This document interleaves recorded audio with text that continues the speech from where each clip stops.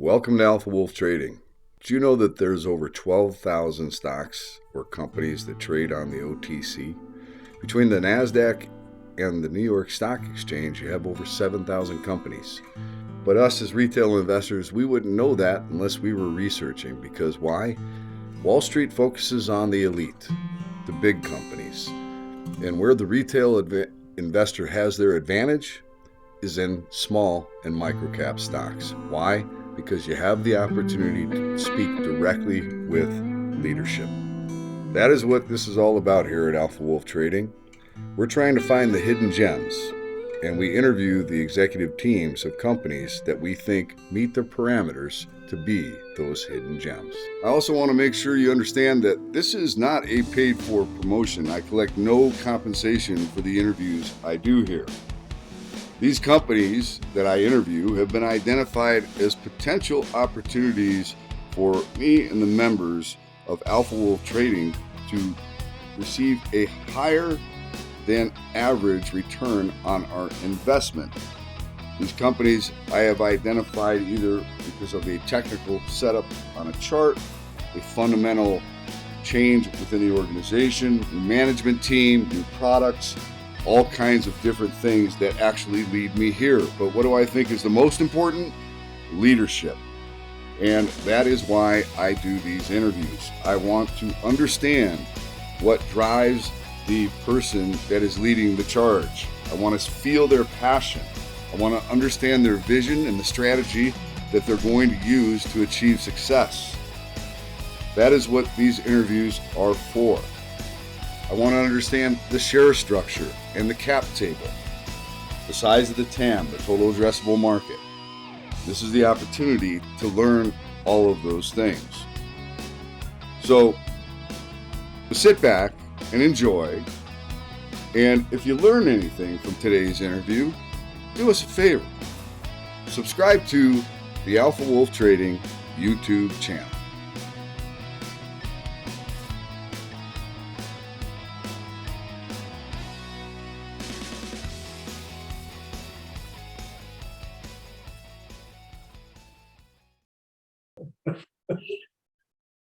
Hey everybody, Tim from Alpha Wolf Trading coming at you with a follow-up from one of my favorites, still my favorites. Actually, the story gets better. And there's really been some, unfortunate things that have happened in the last couple of months that just show, I think, elevate how important this product that DUOT Technologies has, ticker symbol DUOT. And I have Chuck Ferry, the CEO. Chuck, thanks for coming in.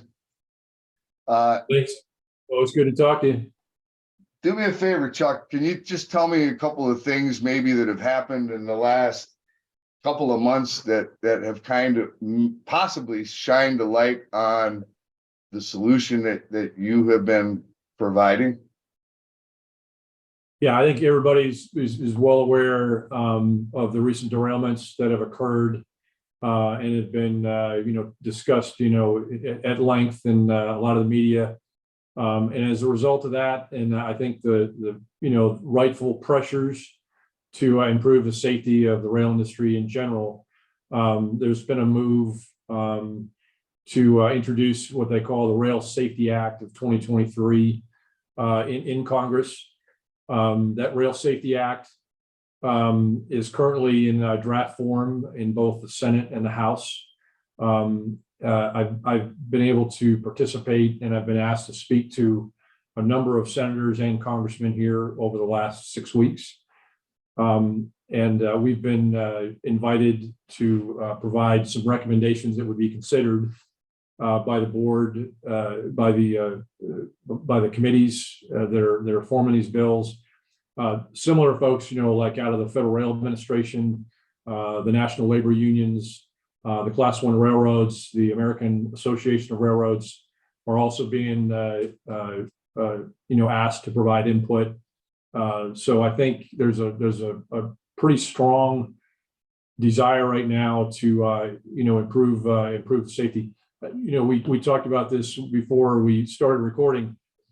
2008 was the last time that Congress really passed any meaningful regulatory improvements regarding rail safety. So back in 2008, there were some real bad train collisions. There were ultimately human error caused collisions, and because of that, after a lot of debate, Congress passed a law that mandated positive train control, or PTC, which a lot of folks will be aware of, which is designed to basically prevent human error train collisions, is what that's for. Back in 2008, that was actually introduced, and the technology did not exist.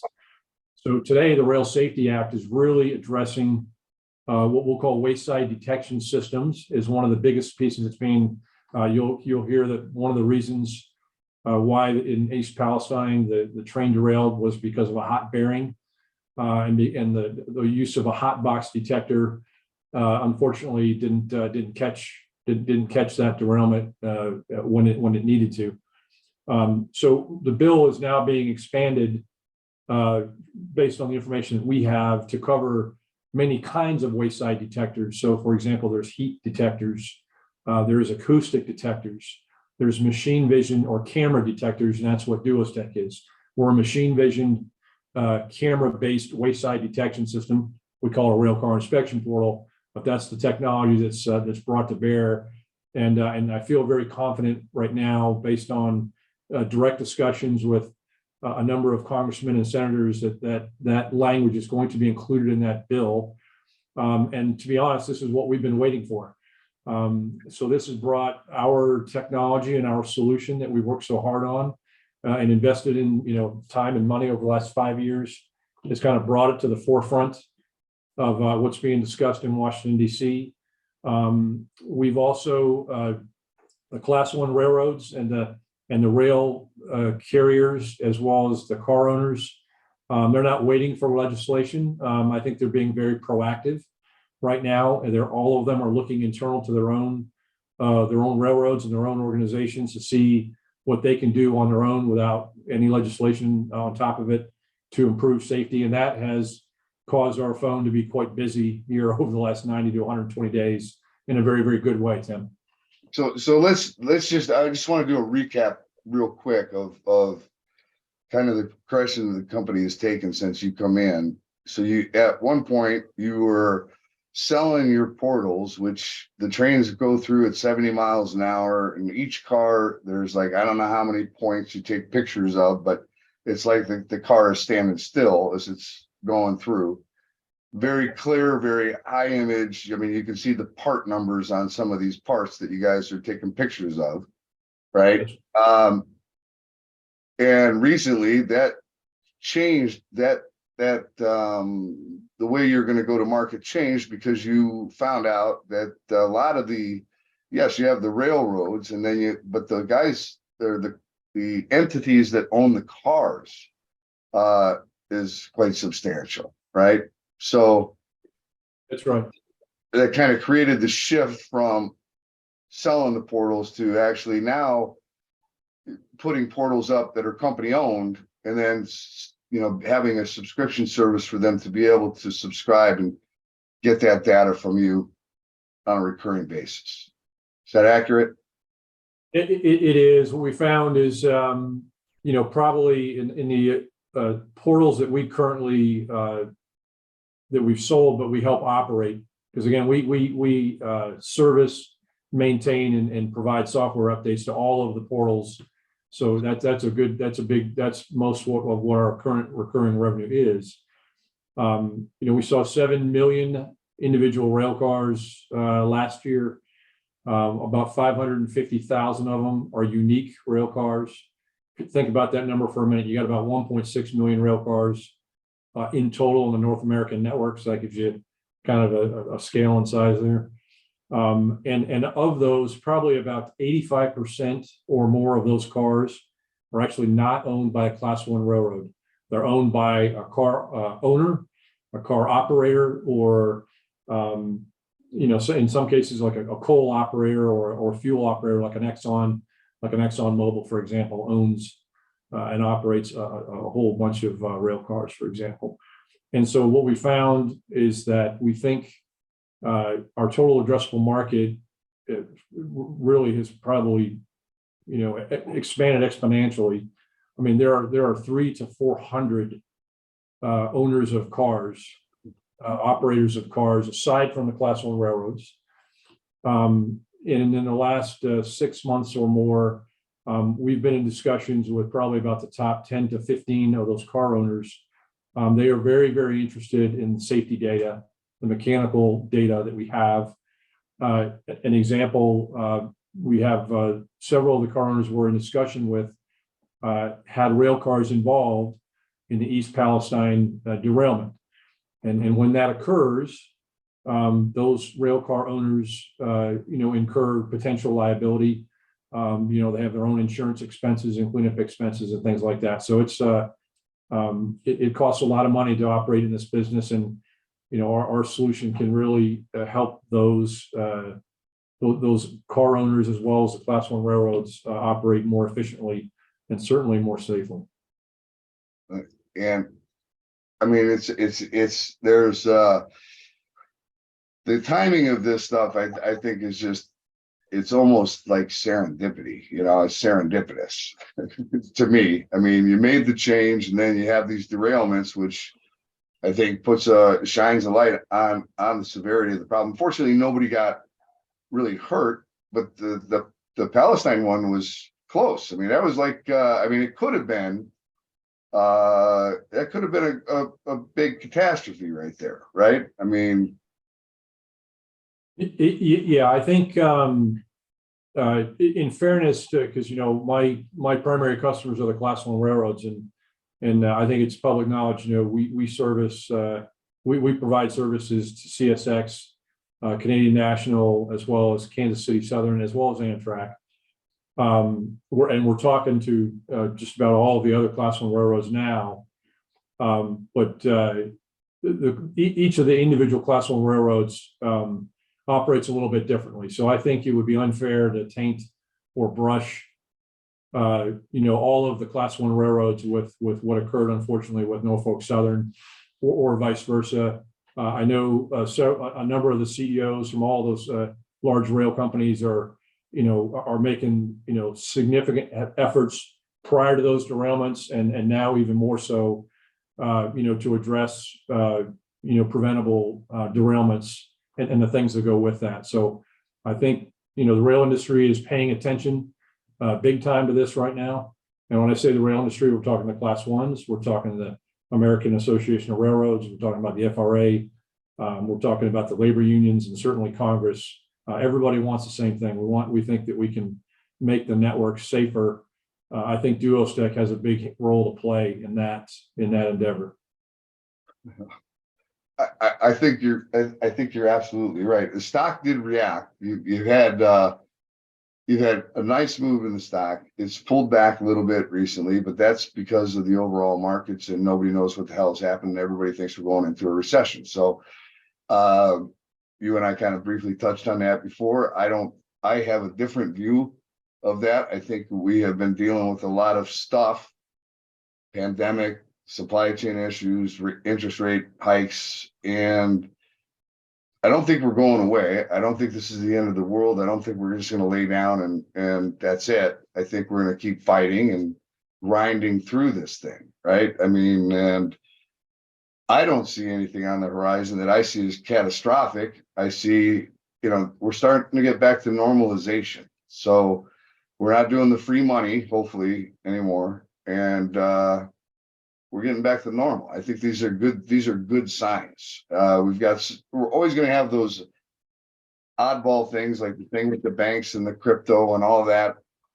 That's an isolated event as far as I'm concerned, compared to what we were looking at in 2008 when Lehman Brothers and Bear Stearns went away, right? These are very, very different times right now. So I'm not as pessimistic on the American ingenuity, and you have a solution.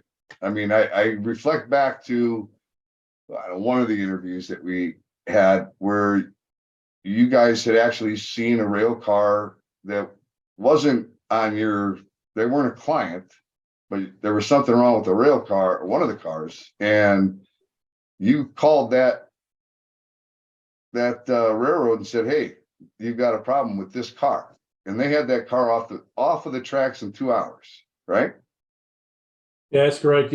Some recent examples, and we've quite honestly should do a better job of keeping track of some of the, I'll call them the smaller wins, right? But we've had several instances now where we've seen certain defects that for whatever reason were missed by the customer, and because we're monitoring that here with our 24/7 operations center, we were able to make calls into certain customers, and they were able to take immediate action. Of course, they're very happy when they get those kind of calls.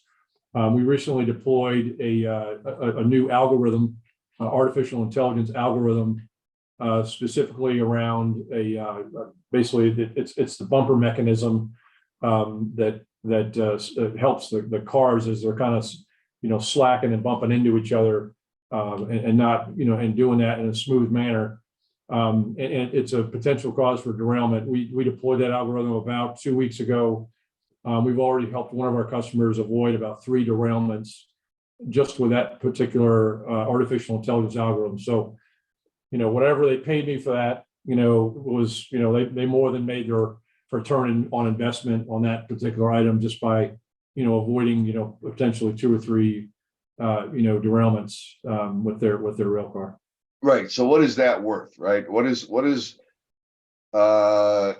preventing that accident from ever happening? What is that worth? I mean, that's what kills me about, and I'm so happy to hear that there is a safety act for the railroads that since they haven't done anything since 2008, and I'm pretty sure technology is just a little bit better than it was back then. That's exciting to hear. I mean, that means saving lives. Yeah, the interesting thing is, and I think most Americans probably don't realize it. So, I flew back and forth to DC last week, and you're just assuming that the Federal Aviation Administration has some meaningful, authority to make the airlines operate to a set of standards, and certain control, right? Now, certainly the FRA has that. But surprisingly, on these wayside detection systems, which are basically monitoring the mechanical health of these rail cars while they're in transit, that's what we do. And there's lots of other types of wayside detection systems. Those are not, the FRA does not have regulatory authority over those wayside detection systems. So they're not able to kind of set a standard for, where they should go, how the data is passed, who gets the data, the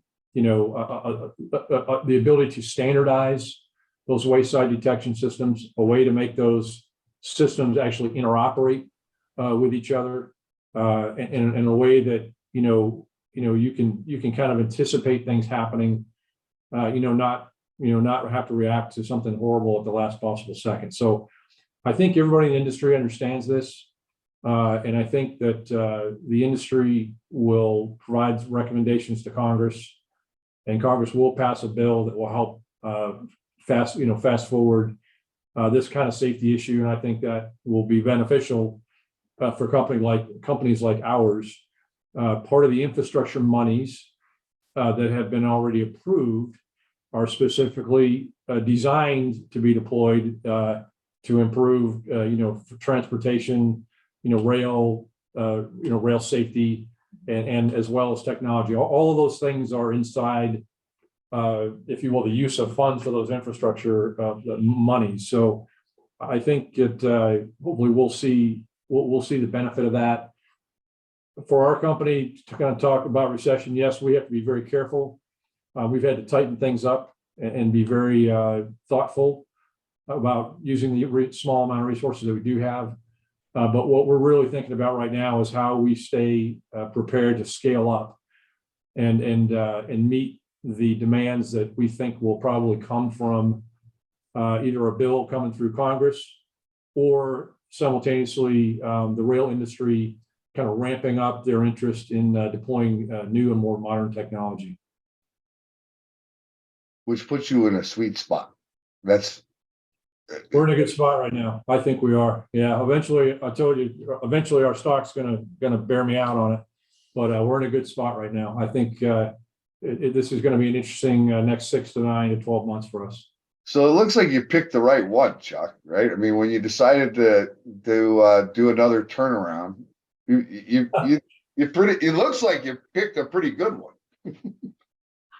Well, when you turn business around, to be honest, 2.5, 3 years ago, if this had happened to the business, I'm not sure if the business would have been ready to respond to it like we are now. So the good news for us is that we've done all the hard work to turn the business around, get it technically and operationally, kind of squared away, if you will, to use a military term, regain and improve, our reputation with our current customers who continue to renew with us and continue to add value to their contracts. Which not just renew, but you've got some of them that are expanding into other programs like Amtrak, right? Yeah, our Amtrak, the value of our Amtrak contract started around $9.5 million all in. We've that the value of that contract is now all in about $15 million. Again, we've been asked to add some additional capabilities to the railcar inspection portals that we'll be putting in later this year. Again, these inspection portals are much more sophisticated than the ones that we're deploying right now for the freight. And then we've also been able to show that we can scan Amtrak long haul trains through some of our Class 1 portals. And so that safety data is very, very important for Amtrak, for passenger safety, avoiding derailment while on Class 1 track, as well as keeping those trains on time, which is a really important metric, not just for Amtrak, but for also the host Class 1 railroad that lets them on that track. So those are some really important commercial wins for us. But we couldn't have done that without kind of doing all the hard work of the turnaround. I will tell you, the turnaround is largely completed now. Our business will never be perfect. None ever are, but the turnaround part of it is largely complete. And we're now trying to position ourselves to be ready to scale up now is what we're really looking at. I remember asking you what you look for when you come in and to a turnaround. You just assess all the components, and then you start disassembling and reassembling and putting together the vision and the strategy. And that's going to take time, right? But yep. For you to say, at least, I mean, for you to say right now that, for the most part, the turnaround's complete, that to me that's a huge statement. That's an exciting statement, because now it means you got the plan, you got the vision, you got the strategy, and now it's just time to execute. Well, and I think the other important component to add to your statement is we have the people. So we've got I'll say a team of teams, okay, and a set of folks here that a lot of them are new to the business in the last 2 or 3 years, and when you walk into our building, okay, you can instinctively feel the excitement. You can feel the willpower, this real high desire to make the business successful, and kind of like not let each other down. And that's the kind of culture I think any good business leader wants to have, because that's when really cool things get done. And that's kind of where we're at right now. and a business that is going to make everybody more efficient and safer. I mean, how can you not feel good about that, right? Yeah, it's there's some businesses that maybe you don't want to go home and brag about. This is one where it's like, hey, look, the last business I was in was pretty cool. We provided power, emergency power. Who doesn't want their power turned back on? This is kind of cool because it's aimed right at rail safety. It's rail safety, obviously for the railroad operators themselves, but also for the other workers inside those in the rail industry. It's safety to the civilians and the communities that are around those tracks. But I mean, what I do know is that the rail industry and what the Class 1 railroads do in particular, it is absolutely vital for our country in terms of commerce and moving things around. I mean, you cannot do without it. You have to have it. And so, any thoughts of trying to make it, we don't want to make it harder for the railroaders to operate their railroads. We just want to make it safer for them, because they're a really important commodity, a really important industry for us as a nation, I think. Yeah, I completely agree. And then there's the other portion of this that we haven't even talked about, but I mean, this technology is not subject to just the railroads. I mean, it's there's a lot of opportunity here and a potentially massive TAM, right? Yeah, we've made some progress. We do have I'll call it a truck inspection portal with a customer. It's a longtime customer for us. We are this year. Our team is actually doing a technology refresh, kind of starting with our R&D guys, but we're going to kind of roll out I'll call it truck inspection portal, at least 2.0. It's going to be significantly more capable. It'll be able to scan trucks in terms of executing kind of a logistical transaction, if you will. It'll be able to do a safety mechanical check on the truck itself, and it's going to be able to do a security check. Think of all the trucks that cross the border. Massive amounts of trucks cross the border. You've got a lot of trucks that are also carrying, hazardous material. In some cases, they require safety and mechanical checks before they enter and exit states. So we've taken a lot of interest in that aspect. That's a big market to be addressed, and it's fairly simple from a technology standpoint to do that. Likewise, we've been in recent discussions with some one or two elements from the United States Air Force about potentially doing some R&D work for aircraft inspection solutions that I'm pretty excited about. Again, I'm a former Army guy, jumped out of a lot of Air Force aircraft, and so I'm pretty excited to kind of get back around that with our technology, which is pretty cool. Yeah. So you've got your earnings coming out in the 15th of next month, right? And I mean, with everything that's happening within Washington and these derailments, and I mean, you've got a lot of moving pieces right now. You got a lot of things in play, right? Yeah, it's busy right now. Yes, it is. Yeah.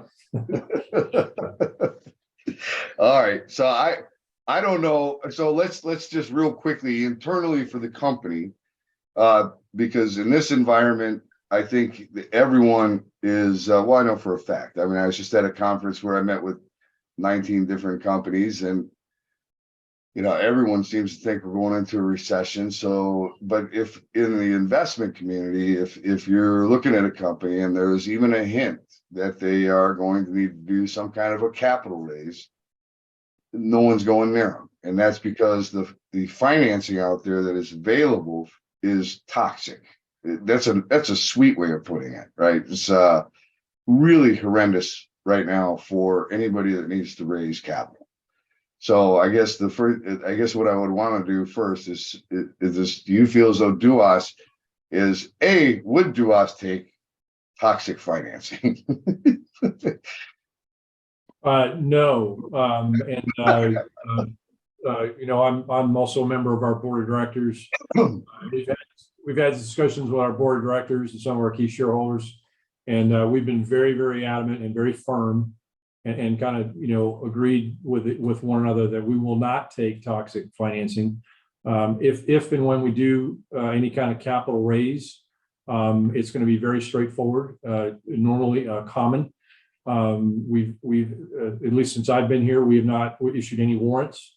We have not done any crazy, debt, any kind of stuff. So we fully intend to keep our cap table very simple, very clean.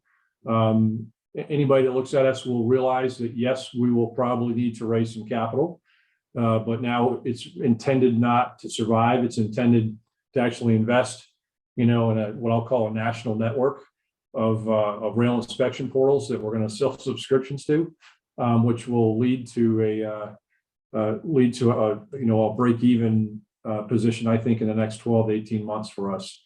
based on the track that we're headed on right now. Okay, so the backlog is looking good. Yes. Yeah, we're actually above. We're above 10 million. We may be getting closer to 11 million right now. I'll have to check the numbers here as we're landing here at the quarter. But yeah, so that's, let's say, close to 11 million in backlog. And right now we should recognize at least 8.5 to 9 of that in this year alone. So if you think about that, that exceeds some of the years before that we've had all in. This past year, we landed, north of 15 million. So that was about an 85% or so year over year increase in revenue. We've kept good control of our G&A, kind of our staffing and our back office. So we're controlling our costs. We understand our costs to build our equipment much more accurately right now. And the revenue, and I think the margins will come, particularly as we add the recurring revenue and subscriptions onto the business. And you brought in, and let's not forget, and we talked about this in the last interview, but you brought in some fantastic talent as well, right? You've really brought in a heck of a team.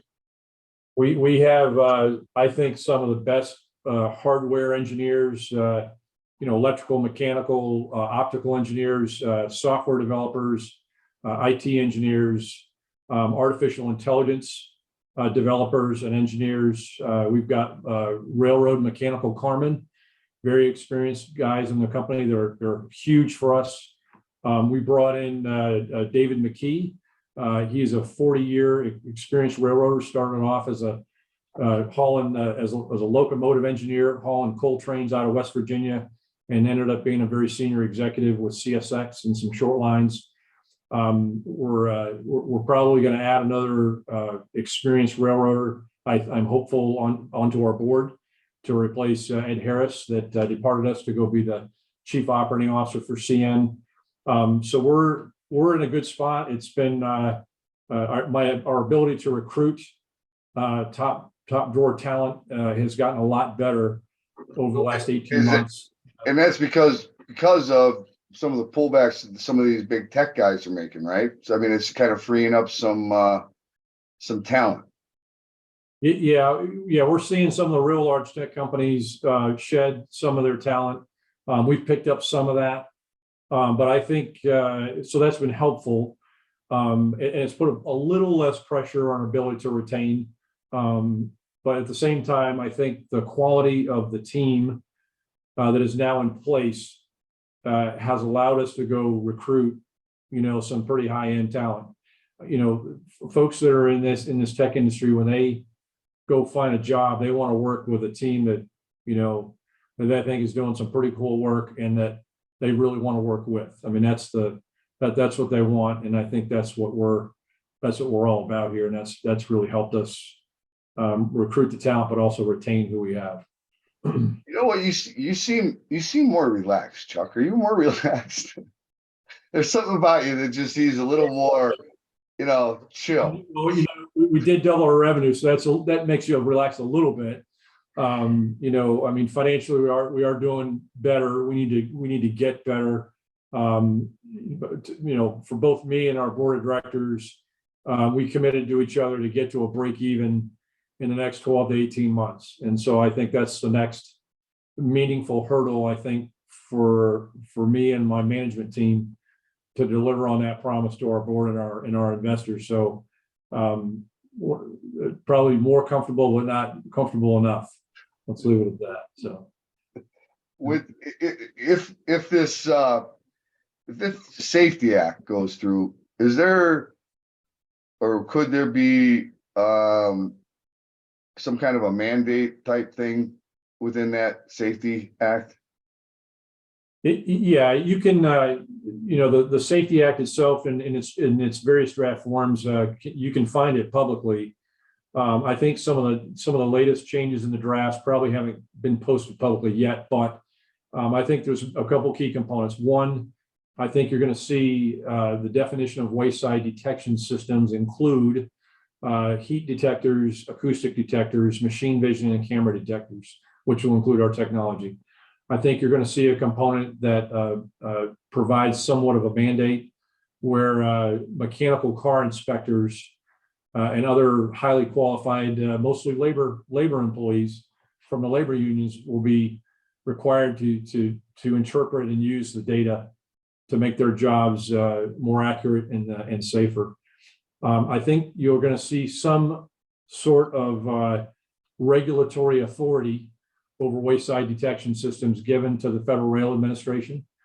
I think that the FRA will probably use that in a collaborative way with their industry stakeholders. I think that they'll work very, very closely with labor, with the Class 1s and the AAR, as well as the short line associations, to roll out an updated set of regulations around the use of wayside detection systems and that safety data that will cause improvements.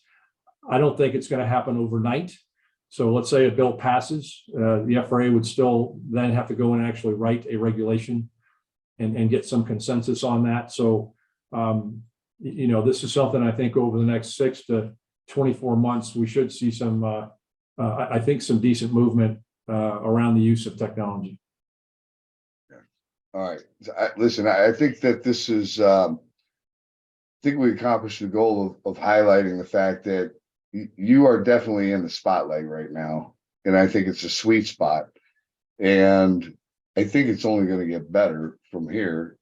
And to hear you say that the turnaround portion of it, for the most part, is done, doesn't mean there's not going to be some hiccups here and there, but for the most part, the heavy work has been done, right? That's correct. Yep. Yeah. These are exciting times, and that's why you seem more relaxed. Well, it's more fun. Like I can sit here and say, hey, it's fun to turn organizations around, but it takes 2 to 3 years. Certainly in a civilian business, it can be a little bit faster in a military setting when you're getting ready to go to combat. But it takes time. It takes a lot of patience. And to be honest, when you finally turn that corner and realize that you're sort of done doing that, now you're able to kind of look forward, able to kind of look a little bit more outside of the organization and all those sorts of things. That's kind of the more, I guess, more interesting things, as a CEO of a company like this. No, I think, man, I'm just, the way everything is playing out, the change to the portals that you've sold, are you looking at taking any of those back, or are you just going to keep them where they are, or what are you looking at? Yeah, we've said publicly that we think, and we embarked upon this strategy before these recent derailments, and I think now that's going to kind of reinforce the decision. But we're interested in buying back where it makes sense the portals that we've actually sold. But we're not going to move the portals. Basically, the customer. So we're currently working with one of our customers to buy back 6 or 7 of our existing portals. That customer would become the anchor tenant. They would give us right away and support to be there on that location, and still get the same data that they get now. But then when we put subscriptions onto this thing, what we want to do is use the capital that comes off those subscriptions to actually invest back into those portals to now refresh some of the technology, upgrade the technology, add additional capability to that. And so I think it's a partnership that I think can be very beneficial. So it kind of kickstarts our subscription and the recurring revenue that'll help kind of firm our business up. At the same time, we think it's a way for us to actually improve the product that we're actually delivering to the customers out in the field. And we look forward to, hopefully making some announcements about that in the coming months. It's fantastic, Chuck. I mean, I think you and your team have done a fantastic job. The street still, I don't think, well, I can tell you this, from a technical standpoint, they may not totally get it yet, but somebody's getting something because you have broken this trend line, right? The downward trend, and your 50-day is above the 200-day. That's the golden cross, which is a bullish indicator. And you have that happening. So, and right now you're kind of meandering around, and that's mainly because the economy is, nobody knows what the hell is going to happen. There's a lot of uncertainty out there right now. But as far as being in a downward decline that it's been in for many years, I don't see that right now. I see that, and I don't see that in a time that there's a lot of uncertainty. So that says to me that something positive is happening, right?